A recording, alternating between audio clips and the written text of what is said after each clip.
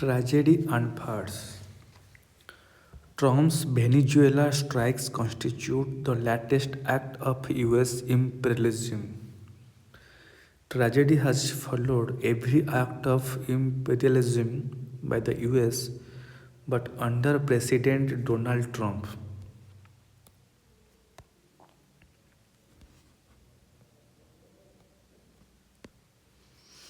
The consequences have also taken on a farcical character typical of the theater of the absurd.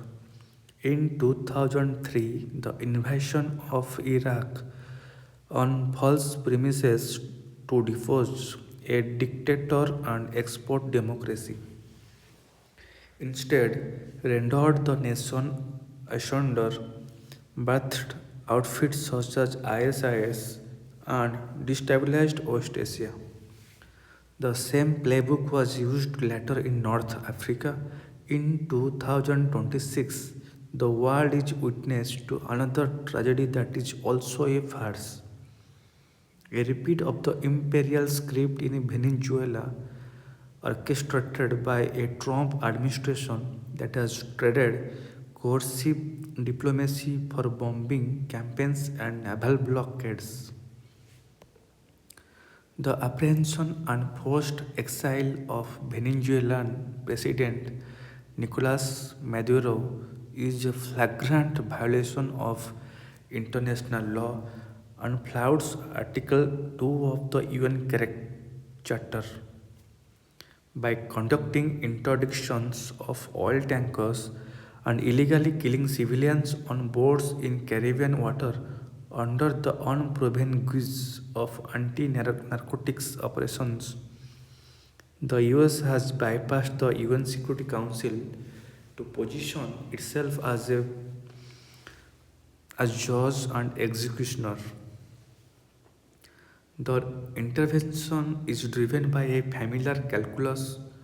The first is the resurrection of the Monroe Doctrine to re-establish US hegemony in the Americas, an order that regimes such as Venezuela sought to upend through alternative alliances with Cuba.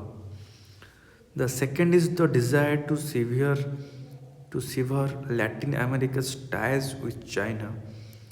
As the Maduro regime looked eastward for investment and oil trade, the third is the cynical drive to control Venezuela's very large crude reserves. These resources represent a prize for US business.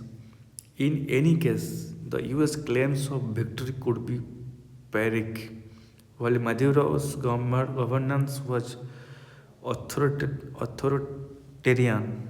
The United Socialist Party of Venezuela restrained a strong support base.